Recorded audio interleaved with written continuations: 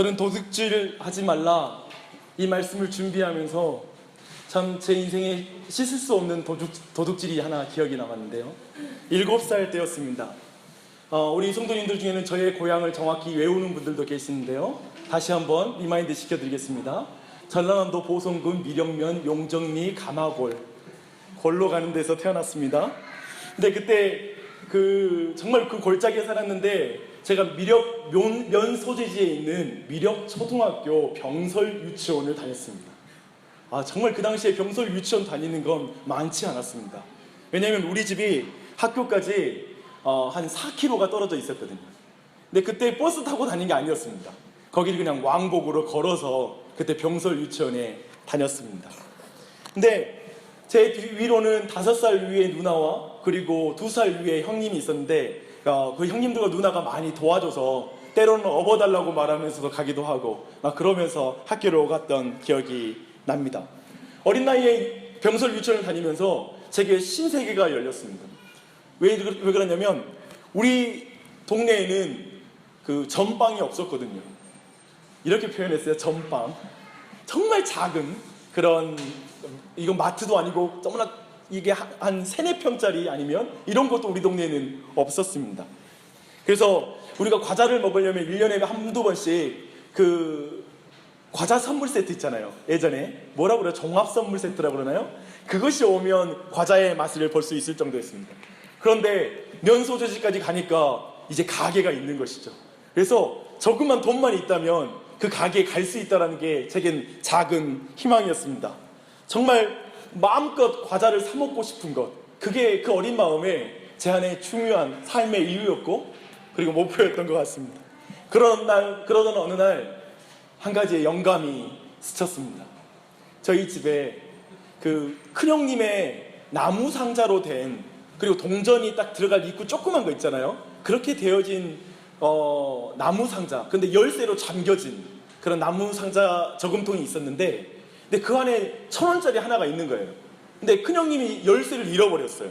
그래서 우리 모든 가족들은 그걸 어떻게 빼나 도저히 빼지 못하는 거였는데, 정말 그 어린 마음에 제 인생의 중요한 목적, 과자를 마음껏 먹고 싶다는 목적도 생겼고 시간도 많고, 정말 그 가운데 제가 아주 은밀하게 가족 식구 우리 삼형제에다가 부모님까지 그들의 눈을 피해서 거기에서 돈을 빼내기 위해서 제 시간을 투자하기 시작했습니다. 며칠 동안 시간을 썼고 드디어 어떻게 했는지, 그 어린애가 어떻게 핀셋 같은 것인지 뭐 넣어가지고 그 지폐를 꺼내는 건 거의 불가능하거든요. 다들 포기했던 건데 저는 해냈습니다. 정말 집중력 좋았습니다. 근데 그렇게 하고 나서 근데 문제가 있었습니다. 이제 돈은 내 손에 들어왔는데 제가 학교에 가서 돌아오는 모든 동선 안에는 큰형 우리 누나와 둘째 형이 있다라는 거. 그래서 내가 이 돈을 쓰면 당연히 무슨 돈이냐고 물어볼 것이기 때문에 저는 이거에 대한 정확한 알리바이를 만들어내며 이것을 어떻게든 써야 된다는 생각을 했는데, 제가 학교를 가다가 순간 영감이 스쳤습니다. 이제 형님과 누나가 앞에 갔는데 순간적으로 돈을 옆에다 던져놓고 우와! 돈이다! 하고 제가 뛰어들어가지고 그걸 넘어지면서 그걸 붙잡았던 것이죠. 그렇게 하자 우리 큰형, 우리 누나와 그리고 둘째 형은 전혀 의심치 아니하고 너무나 같이 기뻐하면서 돌아오는 길에, 학교 하교하는 길에 그 모든 돈을 탐진하여 우리가 모든 걸 써서 맛있는 과자를 먹고 집으로 돌아왔습니다. 여기까지 너무나 행복한 그런 시간이었습니다. 집에 돌아와서 우리 형님과 누나가 어머니께 이제 간증을 하기 시작했습니다. 놀라운 간증이었죠. 근데 순간적으로 우리 어머니의 표정을 보는데 어머니에게도 영감이 스친 것 같았습니다.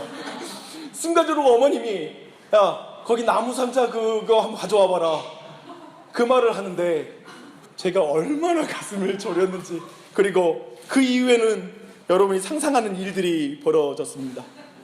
정말 행복한 귀갓길이었는데 아주 비참하게 모든 게 끝났죠.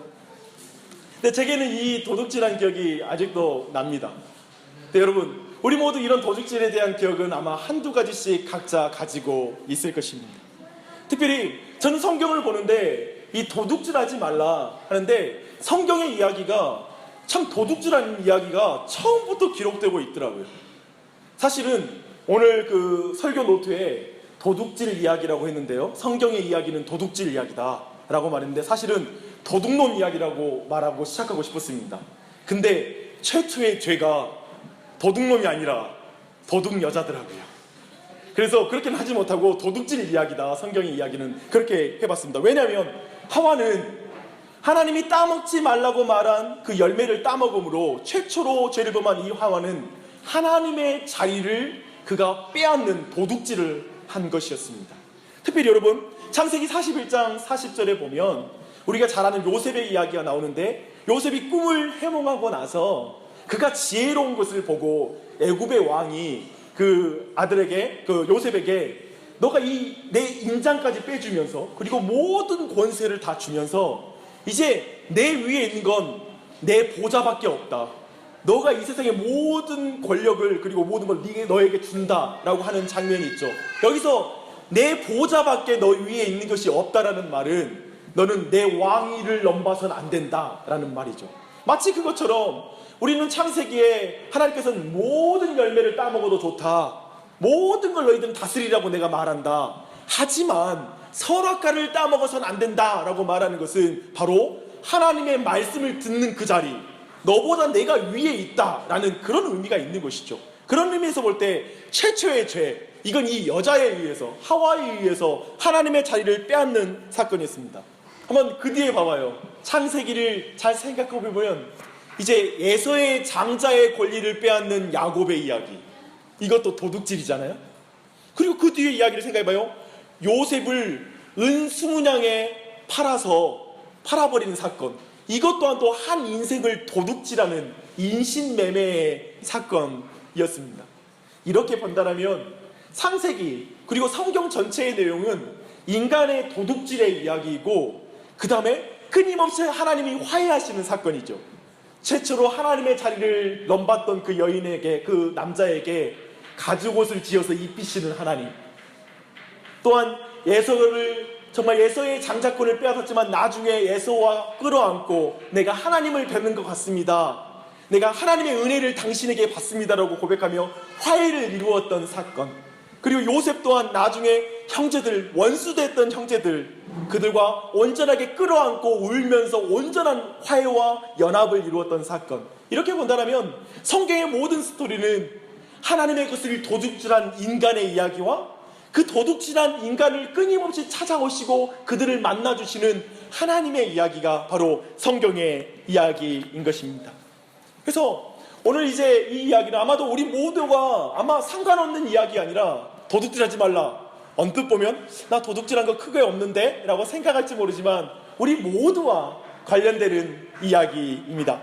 특별히 도둑질하지 말라, 오늘 성경의 말씀에는 무엇을 도둑질하지 말라 라는 그런 목적어가 없습니다. 그런 면에서 볼 때 이 도둑질하지 말라고 했는데 도대체 뭘 도둑질하지 말라는가 라는 그 의미가 굉장히 넓을 수밖에 없죠. 우리가 아마 가장 먼저 상상하는 것은 첫 번째 뭐죠? 다른 이의 재산에 대한 온갖 형태의 탈취, 그것이 바로 도둑질하지 말라의 하나의 첫 번째 의미가 될 것입니다. 직접적인 의미가 되겠죠? 저는 그 도둑질을 세 가지로 좀 구분해 봤습니다. 첫 번째는 비교적 가난한 자에 의한 도둑질입니다. 비교적 가난한, 뭘까요? 우리 같은 서민, 제가 보니까 우리 교회 굉장한 부자는 없는 것 같고요. 그래서 집에서 막 200억, 한 300억 가지고 계신 분이 없으시죠? 혹시 그걸 숨기면서 겸손하게 다니는 성도님들은 아직 저에게 없다, 제가 발견한 적이 없습니다. 다들 정말 다들 제가 본 건 뭐냐면 다들 돈이 없고 힘들다고 그래요. 저는 성분이 좋다라고 말하는 사람 만나본 적이 없습니다. 근데 아마도 비교적 가난한 사람에게 있는 죄라고 말한다면 사기를 치는 것, 속여서 남의 것을 빼앗는 것이죠. 그리고 강도짓, 실질적으로 담을 넘어서 남의 집 문을 열어서 그 집의 물건을 허락 없이 가져가는 것, 이 또한 강도짓일 것입니다. 도둑질일 것입니다. 또한 부당한 이익을 취하는 것, 예를 들면 한국말을 잘 모르고 한국의 물가를 잘 모르는 외국인에게 바가지를 씌우는 택시 기사님, 아마 그 바가지 씌우는 요금 또한 도둑질에 해당할 것입니다. 또한 시세를 모르는 자를 속여서 지나치게 폭리를 취하는 것, 전문적 지식이 없는 사람을 속여서 그 사람에게 어떤 지나친 이득을 취해 나가는 것, 뭐 중고차 매장에서 벌어진 일일 수 있고요. 우리는 다양한 삶의 현장에서 그 도둑질이 일어난다는 걸 잘 알고 있을 것입니다. 뭐 우리에게 가장 가까웠던 것은 지금은 많이 달라졌지만 불법 다운로드를 하는 것, 이런 것들 또한 그 죄에 속한 것이라 볼 수 있을 것입니다. 비교적 가난한 자들이 짓는 죄입니다. 그렇다면 비교적 부한 자에 의한 도둑질이 있습니다. 그것은 뭐냐면 품삯을 주지 않는 것입니다. 성경은 그걸 분명히 말하고 있습니다. 알바 시급을 제대로 주지 않는 것, 그 20살 그리고 그 10대 청소년의 약점을 이용해서 그렇게 강하게 고소할 수 없는 걸 이용해서 그 아이들의 모든 노동력을 착취하는 것 또한 그 어느 정도 부한 자의, 뭔가를 경영하는 자의 착취 행동일 것입니다. 저는 그 지난 교회에서 그 다문화 교회를 다녔잖아요. 근데 다문화 교회, 그리고 이렇게 외국인 노동자를 대상으로 하는 교회 사역자의 큰 사역 중에 하나가 떼인 월급을 받아주는 것입니다. 그래서 이 사람들은 회사 사장님에게 찾아가서 핏대 세우고 싸우는 거죠. 왜 돈을 안 주냐고, 사람을 일을 부려먹었으면 돈을 줘야죠 하고 이렇게 싸우는 것이죠. 그런 일을 하는 것 같습니다. 때로는 제 친구 목사가 사실은 필리핀 교회를 지금 10년 가까이 섬기고 있고 외국인 노동자 사역을 15년, 16년 정도 사역한 친구가 있는데, 그 친구에게 당혹스러운 건 가보니까 기독교 사장님이셔. 기독교인이야. 근데 월급을 주지 않아서 그런 분 만났을 때 그 안에 더 화가 나고 속상한 마음을 토로했던 기억이 납니다. 그쵸? 다른 사람 먹을 것을 빼앗아서 자신의 배우를 채우는 것, 그것 또한 도둑질에 해당하는 것입니다. 근데 제가 이제 마지막으로 보고 싶은 도둑질은 부자들에 의해서 행해지는 도둑질입니다. 어떤 게 있을까요? 세금을 내지 않고 천문학적인 비자금을 외국 계좌에다가 두는 것, 이 또한도 엄청난 도둑질일 것입니다. 다음 세대가 갚아야 될 천문학적인 돈을 지금 빚으로 이 세대에게 다 탕진해버리는 정치인과 권력자, 그 사람도 어쩌면 내 후대에게 빚을 지우고 자기 혼자 배부르는, 자기 때는 폭탄이 터지면 안 되고 다음 정권에서는 폭탄이 터진다는 태도로 일하는 것, 그 또한도 도둑질에 해당하는 정말 어마어마하게 큰 부자의 어떤 도둑질에 해당할 것입니다. 제가 여러분에게, 제가 오늘 특별히 이런 설교를 들어본 적 없는데요, 계급으로 나눠서 도둑질을 설명하는 케이스는 보지 않았는데 제가 이렇게 하는 이유가 있습니다. 사실 저는 이 도둑질에 대해서 설교하면서 준비하면서 레미제라블이 생각났습니다. 뭐냐면 장발장은 굶주린 조카를 위해서 빵 한 조각을 훔쳤는데 5년형을 받습니다. 근데 너무 억울하기 때문에 그는 탈옥을 4번이나 시도하죠. 그래서 결국 그는 19년형을 다 채우고 출소하게 됩니다. 너무 무섭죠. 너무나 작은 죄이고 조카를 위해서 그랬다라면 참작해주고 풀어줄 수 있는 관대한 법, 그 정도가 돼야 될 텐데 그 약하고 돈이 없고 권력이 없는 자에 대해서 철저히 그를 착취하는 강력한 법의 제도에 대해서 우리가 볼 수가 있는 것이죠. 사실 우리는 레미제라블의 배경이 되는 19세기 초반에 이런 분위기, 프랑스의 상황과 비슷한 시대를 살고 있는 듯해서 저는 레미제라블이 생각났습니다. 우리는 비교적 가난한 자에 의한 도둑질에는 엄한 법률과 부자에 의한 도둑질에는 엉성한 법 체계 속에 살아가면서 도둑질하라는 명령이, 도둑질하지 말라는 명령이 사유재산의 꼭대기층에 있는 사람들을 보호해주는 법처럼 느껴지는 시대를 살고 있습니다. 마치 우리 시대는 이런 거잖아요. 정직하게 살면 다 털려망하고 도둑질에서 살아남으면 된다라고 말하는 그 말이 설득력 있는 시대를 살고 있죠. 돈이 적은 자들이 남의 것을 훔치면 크게 징계를 받고, 정말 속이려면 한번 수천억대로 속이면 도리어 그 형벌을 받지 않을 수 있다. 그런 모든 인식 아래서 아래에 있는 사람들까지 도덕적인 해이가 일어나는 것을 경험하는 시대를 살아가고 있습니다. 그런 상황에서, 사실 우리 모두가 그런 상황을 살고 있는 상황에서 제8계명처럼 비현실적인 명령이 어디 있단 말입니까? 부장판사가 이제 그가 그만두고 나서 전과 내후에 따라 몇 건의 수임으로 수백억 원을 받는 시대를 살고 있어 많은 사람이 상대적 박탈감을 느끼며 한동안 오랜 동안 그것이 언론에 오르내렸던 것을 우리가 알고 있습니다. 또한 퇴임 검사가 이름과 도장 몇 번만 빌려줘도, 퇴임 부장검사 정도 되면 그 사람이 도장 한 번만 빌려줘도 수십억 원, 수억 원이 그에게 갈 수 있다는 것을 우리는 알고 있는 시대를 살고 있습니다. 그런 시대 속에 이제 서민들까지도 들키지만 않으면 도둑질을 해도 된다. 저 위에 사람들은 그렇게 해서 다 떵떵거리며 살며 있는데 정말 이렇게 속고 살기 싫다. 모든 윤리는 강자를 위한 윤리이지 약자를 위한 윤리와 법이 어디 있냐. 됐다. 나도 적당히 속이면서 살겠다라고 말합니다. 주 안에 사랑하는 성도님들, 저는 그래서 오늘 계급을 나눠서 죄를 나눠봤습니다.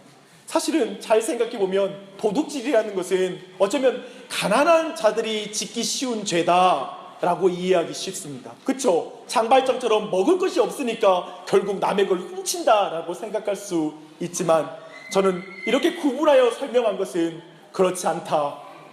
부자도 죄를 짓는다 라는 걸 말하고 싶습니다. 그 또한도 경고를 받아야 된다라고 생각합니다. 사랑하는 여러분, 말세를 살아갈 때 악인의 형통을 부러워하지 마십시오. 악인의 형통이 부러워서 여러분까지 악인이 되지 마십시오. 그게 제 8계명의 교훈일 것입니다. 세상 사람들이 너 바보다 라고 놀릴지라도 이 땅에 조금 손해보더라도 하나님 앞에 선한 양심을 지키며 깨끗한 양심을 지키며 사는 게 그게 성공이다.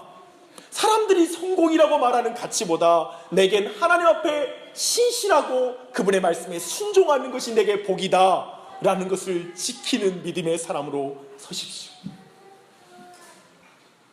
저는 이 세상 속에 여러분의 삶의 거침이 가볍다고 생각하지 않습니다. 결코 여러분 돈을 벌기 얼마나 아등바등하며 치열하게 살고 있는지 알고 있습니다. 사랑하는 여러분, 그러할지라도 그 믿음의 길을 걸어가는 걸 놓치지 마십시오. 제가 어젯밤에 사실은 제 안에 도둑질을 이걸 잘 들어보십시오. 박용주 목사가 어젯밤에 도둑질을 하려다가 도둑질 미수에 그친 사건이 하나 있었습니다. 저희 수건 사기 하나 있었습니다. 뭐냐면 제 의자가 고장이 났어요. 그래가지고 이제 쓰지 못하게 되어서 저 뒤편에 있는 통로에다가 놔뒀는데 저걸 버려야 되는데 내가 동사무소 가서 딱지를 사서 붙여가지고 내놓으면 되잖아요. 근데 그렇게 크게 하기 싫어요. 오랫동안 기다렸습니다. 그러나 어느 날 또 지난 수요일인가요? 차를 모고 이 앞을 지나가다가 영감이 스쳤습니다. 그 한 가지는 뭐냐면 이 폐기물 쓰레기 하는 그 큰 컨테이너 같은 게 있잖아요. 그게 놓여 있더라고요. 비워져 있더라고요. 깨끗해서 저기에다가 내 의자를 버리면 되겠구나 라고 생각을 하고 어젯밤에 내가 실행을 옮겼습니다. 그걸 싣고 차에다가 싣고 늦은 밤에 어제 왔거든요. 교회를 싣고 차를 몰고 가는데 순간적으로 꺼내서 넣으려고 하는데 설교 말씀이 생각나더라고요. 야, 이거 분명히 누가 돈 주고 그리고 나서 그거 이제 딱 보니까 너무 깨끗한 거예요. 이게 좀 뭐가 채워졌으면 내가 채워졌으니까 버리겠는데 너무 깨끗하더라고요. 너무 깨끗해. 내게 들어가면 내 거 혼자만 다 드러나게 생겼는 거예요. 그러면 진짜 그건 죄 같잖아요. 그건 진짜 남의 거 진짜 빼앗는 것 같고 처음으로 하면 내 안에 그런 마음이 드는 거예요. 근데 하려다가 내가 몇천 원 때문에 양심을 파는구나 라는 생각이 드는 거예요. 어떤 사람들은 괜찮다라고 말할 수 있겠죠. 근데 그게 아니다. 그 사람 기분도 상할 것이고 얼마나 상하겠어요. 이제 막 깨끗하게 비워놓은 곳에다 누가 물건을 넣어놨다면 참 그렇습니다. 몇천 원 아까워서 양심을 파는, 어쩌면 그렇게 나의 이익을 위해서 그렇게 행할 수 있다는 것이죠. 사랑하는 여러분, 아마도 우리 모두가 각자의 삶에서 이런 부분이 하나 둘씩은 있을 것이고 또 우리 각자가 그런 문제 가운데 부딪혀서 갈등하고 있는 지체들 또한 있을 것입니다. 그러나 저는 여기서 좀 더 말씀의 문제를 한번 생각해 볼 때 단순하게 이 명령이 어떤 경제 질서만을 지키는 것, 남의 물건을 빼앗아서 하나님이 세우시는 이스라엘이라는 나라 안에 남의 경제를 빼앗는, 경제 질서를 깨뜨리는 짓을 하지 말라라는 차원에 머무는가라는 것을 생각해 봅니다. 그 도둑질이 단순히 물질에만 해당하는가? 아니요. 두 번째로 우리가 볼 수 있는 것은 사람을 도둑질하지 말라라는 명령으로 이 말씀을 볼 수 있는 것입니다.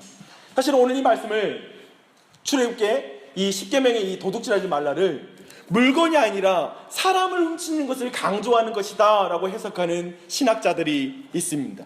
물건보다는 인신매매와 노예에 해당하는 것이라고 말하는 것이죠. 이것은 사실은 출애굽기 배경에서 이해해야 됩니다. 이스라엘 백성은 원래 애굽 땅에서 종이 아니었죠. 하지만 요셉에 죽고 그리고 요셉을 알지 못하는 다른 왕조가 들어섰을 때 그들은 이스라엘을 이제 종으로 부리고 그들을 이제 노예로 부리기 시작합니다. 그리고 그들 안에 벌어지는 것은 뭐냐면 손쉽게 이스라엘 사람을 애굽 사람들끼리 서로 거래하고 선물로 주고 파는 일을 벌이는 거예요. 이스라엘 백성이 애굽 땅 전국에 노예로 팔려가는 시대를 살고 있었던 것이죠. 심지어는 아들로 태어난 그 모든 아들들은 나일강에 던져져서 악어들의 밥이 되어지는, 악어들의 식료품이 되어지는 취급을 당하는, 인간으로서의 모든 가치와 존엄성이 무시되는 그러한 시대였다는 걸 알고 있습니다. 그런 배경 속에서 볼 때 1차적으로 도둑질하지 말라라는 이 명령은 사람을 도둑질하지 말라라는 뜻이라고 말하는 것입니다. 그래서 이런 의미에서 우리 중에 누구에게도 아마도 그러면 다행이네요 목사님, 나 사람을 사고 팔 적은 없습니다 라고 이 말씀을 비켜갈 수 있을까 싶습니다. 하지만 저 이것을 임마누엘 칸트라는 사람의 해석을 좀 가져와서 이 문제를 해석해 보고 싶습니다. 임마누엘 칸트는 이 계명을 사람을 수단으로 삼지 말라라는 해석을 합니다. 다시 한번 말씀드릴게요. 사람을 수단으로 삼지 말라. 이것은 무엇입니까? 임마누엘 칸트가 볼 때 모든 사람은 목적이지 수단이 아니라고 생각하는 거예요. 즉 이스라엘의 이 사건을 볼 때 애굽 사람들은 이스라엘을 자기 제국을 유지하는데 강력한 고대 근동의 세계에서 가장 최강대국을 유지하는 그 목적을 위해서 땔감으로 쓰이는, 수단으로 쓰이는, 종으로 쓰임받는 존재라고 여기잖아요. 자신의 목적, 자신의 유익을 위해서 한 사람을 종으로 부리고 인간으로 취급하지 않고 수단화시키는 것, 그게 바로 죄라고 말하는 것입니다. 오늘날 사람들은 사람을 나의 목적을 이루는 수단으로 사용합니다. 별거 다를 게 없습니다. 그렇지 않습니까? 이용의 대상으로 생각합니다. 내가 사람을 수단화하면 그 사람 또한 나를 수단화합니다. 우리는 회사나 모든 관계에서 그걸 경험합니다. 저 사람이 지금 자기의 목적을 위해 나를 이용하고 있다고 생각하면 나도 저 사람 이용하겠어 라는 말을 하는 거죠. 이걸 임마누엘 칸트는 어려운 용어로 이중소외라고 말합니다. 양쪽 모두에게 소외가 동시에 일어나는 것이죠. 아마도 우리가 살아가는 세상은 이 이중소외가 끊임없이 일어나고 있는 세상입니다. 그것은 비단 밖에서만 일어나는 게 아니라 교회 안에서도 일어날 수 있는 것이죠. 서로를 수단화시킬 수 있는 것입니다. 칸트의 해석으로 보면 8계명의 의미는 참으로 버겁습니다. 왜냐하면 우리는 일주일 내내 나를 수단으로 부리는 사람을 만납니다. 그런 상관을 만나게 되죠. 나를 인격적으로 대하지 않는 분위기 속에서 일하고 있습니다. 그저 돈을 줬으니까 그만큼 일해라, 내가 돈 줬지 않느냐라고 말하는 것이죠. 그만한 물건을 달라고 세상은 말하고 있습니다. 심지어는 회식하는 자리 또한 일을 더 잘 굴러가기 위해서 회식을 하고, 그것 또한도 직장 상사가 자신의 돈을 꺼내서 통 크게 쏘면 모두가 감동하죠. 참 인간적으로 느껴지고. 그런데 그 또한도 회사 돈으로 하고 있다는 걸 알고 있기 때문에 굉장히 그렇게 정답게 그 자리에 이야기가 나눠지지 않고 모든 게 계산적으로만 보이는 그런 시대를 살아가고 있습니다. 지난주에 우리 한 모임에서 그런 말 하더라고요. 요즘 십계명 이야기를 나누는데 십계명의 이야기는 매우 하나님의 가치를 말하는 거잖아요. 근데 일주일 내내 세상의 가치 속에 살다가 교회에 오니까 와서 그런 하나님의 가치를 들을 때 너무나 먼 이야기라는 거예요. 그래서 그걸 가지고 세상에서 또 사는 거, 여러분, 다른 사람을 수단화하지 않고 목적으로 대하는 삶이 쉽겠습니까? 참 버겁고 어렵다라는 거예요. 그렇게 살다가 일주일에 한 번 교회에 와서, 여러분은 교회에 오면 어떻습니까? 여러분, 교회에 오면 여러분을 수단으로 대하는 것 같습니까? 목적으로 대하는 것 같습니까? 반대로 한번 물어볼까요? 여러분, 지금 옆에 앉은 성도들, 교우들을 수단으로 대하십니까? 목적으로 대하십니까? 이걸 성경적 표현으로 말하면 이렇게 표현할 수 있을 것입니다. 형제를 자신의 몸같이 사랑합니까? 아니면 나를 사랑하라고만 말합니까? 나 좀 알아달라고만 말합니까? 아마도 교회 안에 생기는 이중소외일 것입니다. 제가 목회를 해보니까 목사 할아버지도 이걸 벗어날 수가 없습니다. 왜 그런지 아세요? 저는 여러분을, 목사는 교회에 성장하는 일에 여러분을 일꾼으로, 기능인으로, 여러분을 수단으로 대하면서 이 교회 키우는 일에 내 관심을 두고 그것 가운데 내가 인정받고 칭찬받는 것을 위해 기꺼이 성도들을 희생시킬 수 있는 게 목사라는 걸 알기 때문입니다. 저는 그것과 싸웁니다. 두렵습니다. 저 또한 교회에서 제 꿈은 뭐냐면 사람을 수단화시키지 않고 목적으로 여기는 교회. 가능할까? 혹시 내 안에 정말 나는 사람들을 목적으로 대하고 있는 걸까? 나 오늘 그러지 못했네? 정말 나 속물이다, 아무것도 아니구나 라는 걸 느낄 때도 있습니다. 그런데 다시 돌아가려고 합니다. 왜냐하면 나를, 여러분을 도둑질할 수 없잖아요. 목사가 도둑질할 수 있는 것이죠. 아마도 교회는 어쩌면 그러겠죠. 우리 교회를 성장시키기 위해 다른 교회의 성도들을 빼올 수도 있는 것, 도둑질이라고 생각합니다. 얼마나 무서운 죄입니까? 내 목적을 위해 그 사람의 시간과 감정, 마음을 빼앗는 것을 사람 도둑질이라고 칸트의 관점으로 그렇게 설명할 수가 있습니다.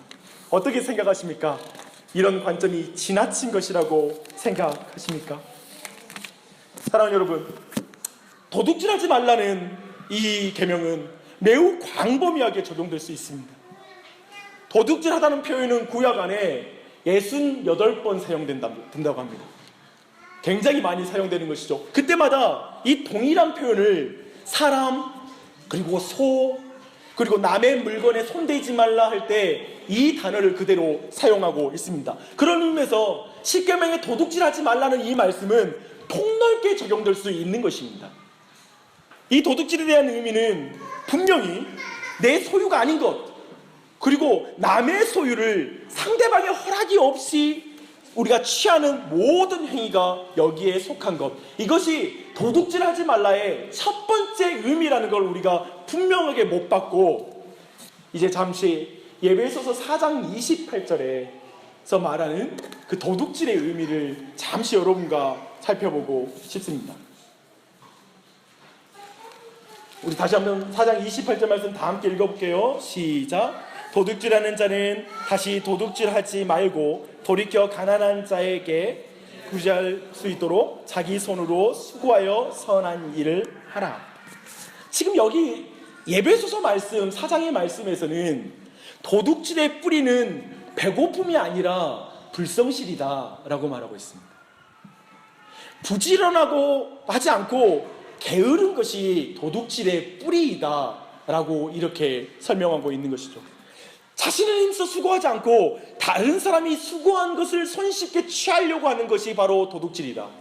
어쩌면 제가 우리 그런 이야기를 했는데요, 연구기관이면 아래 사람들에게 모든 일을 시켜놓고, 아무튼 그 사람이 모든 수고한 거, 물론 직장에서 벌어진 일이죠, 그 사람이 다 수고한 걸 마지막에는 자기 이름으로 고쳐서, 또 논문을 쓰고 나서 제자들이 쓴 논문을 자기의 이름만 고쳐 써가지고 그걸로 자기 논문이라고 발표하는 것, 이것 또한 어쩌면 이 도둑질에 해당하는 것일 것입니다.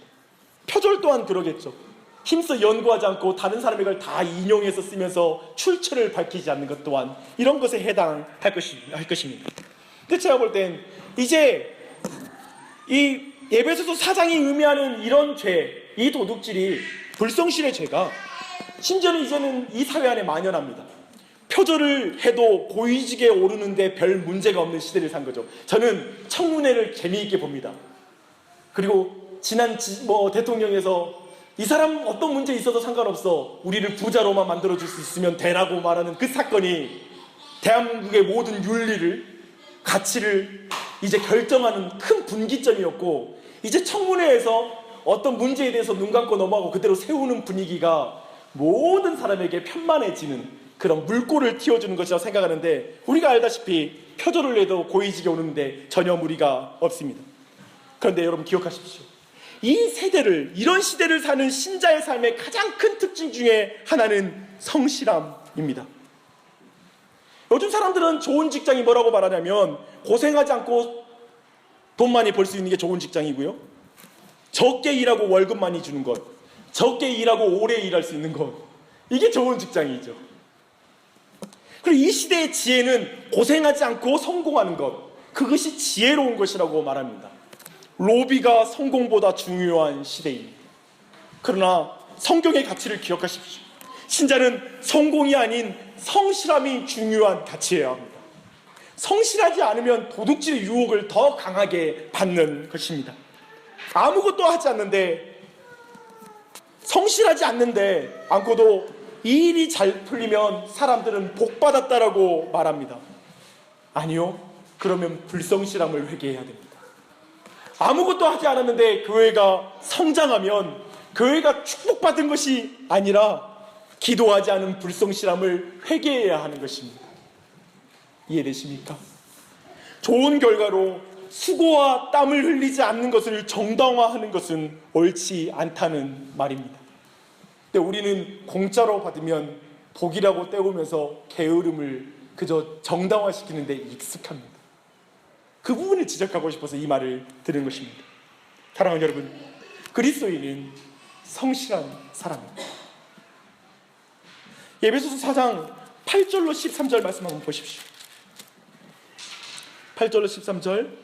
너희가 전에는 어둠이더니 이제는 주 안에서 빛이라. 빛의 자녀들처럼 행하라. 빛의 열매는 모든 착함과 의로움과 진실함에 있느니라. 주를 기쁘시게 할 것이 무엇인가 시험하여 보라. 너희는 열매 없는 어둠의 일에 참여하지 말고 도리어 책망하라. 그들이 은밀히 행하는 것들은 말하기도 부끄러운 것들이라. 그러나 책망을 받는 모든 것은 빛으로 말미암아 드러나니 드러나는 것마다 빛이니라. 여러분의 마지막 시대에는 이 불성실함 가운데 도둑질하는 시대에 성실함이 빛된 삶입니다. 그 삶이 우리의 특징이 되었으면 좋겠습니다. 저는 오늘 이 말씀, 에베소서 5장 말씀의 한 가지 특징이 뭐냐면, 보십시오. 가난한 자에게 구제할 수 있도록 자기 손으로 수고하여 선한 일을 하라 라는 말씀. 이 말씀의 한 가지 특징이 뭐냐면, 어쩌면 부자에게 해당한 말일 것입니다. 어쩌면 부자에게 열심히 노력하여 많은 수확을 얻은 사람을 향하여 하는 말씀 뭐냐면, 5,000명 분을 가진 것이 부자가 아니라 5,000명을 먹이는 것이 부자이다. 신자는 그런 삶을 살아야 된다.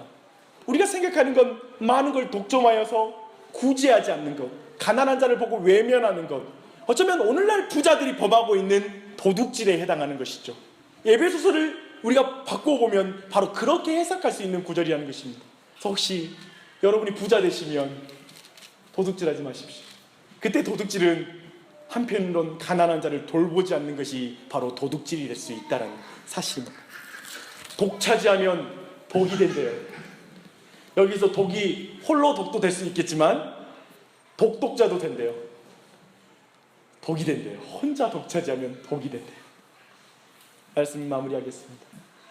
저는 오늘 이 말씀 생각하면서 한 인물이 생각났습니다. 삭개오라는 사람입니다. 저는 오늘 말씀 쭉 살피면서 어떠셨어요?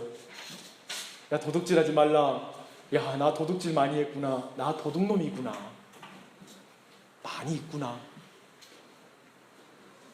실제로 내 이익을 위해 다른 사람이 피해보는 것 눈 감고 넘어간 적도 있고, 그리고 다른 사람을 수단화시킨 적도 있고, 불성실하게 사람을 내 일을 하면서 좋은 결과를 얻으려고 했던 도둑놈 심보로 산 적도 있고, 그리고 정말 내게 있는 것으로도 결코 나눌 줄 모르는 그런 죄 가운데 있었구나 라는 걸 우리 모두가 발견하게 될 것입니다. 그런 인물이 삭개오라는 사람입니다. 그 당시에 세리이고, 세리장이라는 의미는 뭡니까? 돈에 모든 인생을 건 사람의 뜻입니다. 다른 사람에게 비난당하고 욕을 들어도 상관없다. 현실적으로 로마의 정권을 이길 힘은 없고 그저 로마 정권에 빌붙어서 내가 부자로 사는 것, 경제적 안정을 누리는 게 나에게는 지혜로운 행동이다라고 자신의 인생관을 결정하고, 사람들의 어떤 칭찬과 인정과 상관없이 돈이면 내 인생이 행복할 것이다라고 생각하며 그는 돈을 결정했습니다. 그리고 그 돈을 쌓았던 사람이죠. 그래서 그는 온갖 형태로 사람들의 재산을 취하는 도둑이었고, 그는 자신의 동족을 수단으로 자신의 배를 키우는 도둑놈이었습니다. 그는 자신이 가진 것을 꼭 쥐고 결코 나누지 못하는 도둑놈이었습니다. 그런데 그 삭개오에게 예수님이 찾아가십니다. 늘 도둑질하는 그에게 예수님이 찾아가셔서 내가 너의 집에 머물게 라고 말씀하십니다. 그리고 그의 집에 들어가서 그와 음식을 나누어 먹습니다. 근데 놀라운 일이 벌어집니다. 예수님께서 아무런 그에게 행동을 요구하지 않는데 그 스스로가 나와서 주님, 내가 내 재산의 반을 팔아서 가난한 자를 구제하겠습니다. 지금 누군가에게 내가 토색한 것이 있더라면 4배로 갚겠습니다. 그는 율법에서 요구하고 있는 내용들, 그것에 이상의 것을 드리겠다라고 스스로 고백하는 것입니다. 예수님은 요구하지 않았거든요.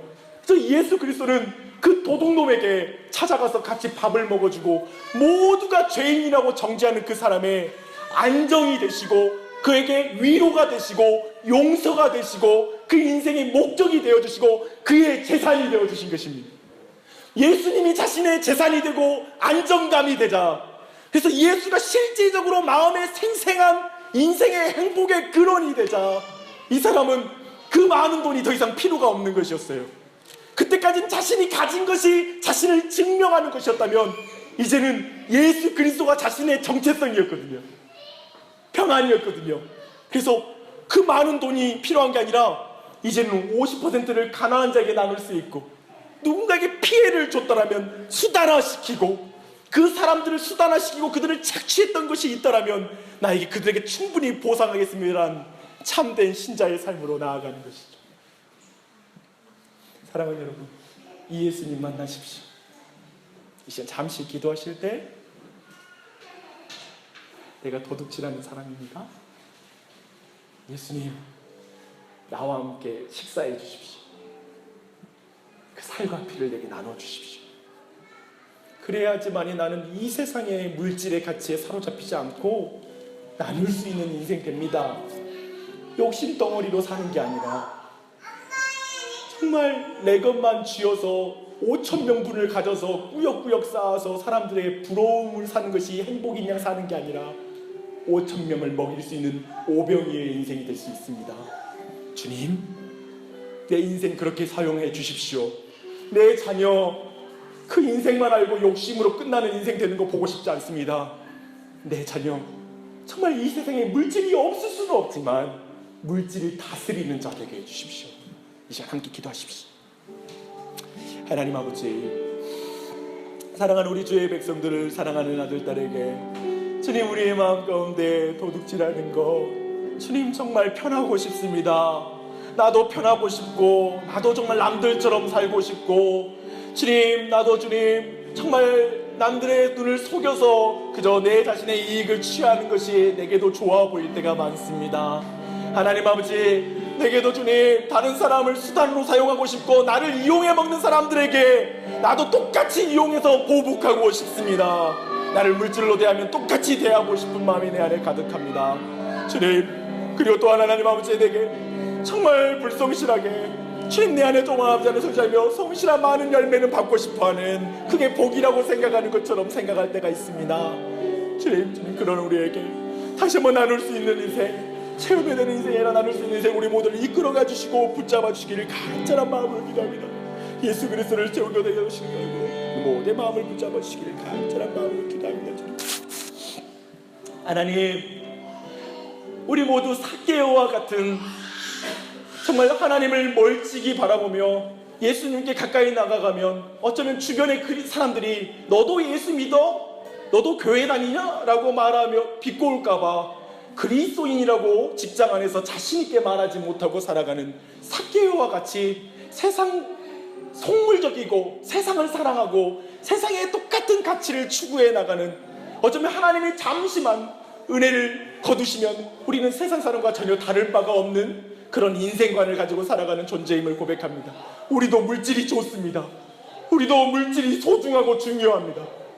하지만 하나님 아버지, 이 시간 하나님 아버지, 이 말씀을 통해 다시 한번 우리가 어떤 사람인지 깨닫게 하시니 감사합니다. 우리는 예수님이 우리의 공급자가 되어주시고 우리에게 예수님 하나님께서 우리를 보살펴 주시니 우리는 하나님 남들의 것을 빼앗을 필요가 없는 존재인 줄 믿습니다. 주님, 남들을 부러워하는 인생 될 필요가 없는 줄 믿습니다. 하나님, 예수님 안에서 다시 한번 우리가 다른 사람의 것을 빼앗거나 어떻게 힘들고 어려울지라도 아무리 가난해도 다른 사람께 빼앗는 게 아니라 주님께 기도하여 받는 자 되게 하여 주시옵소서.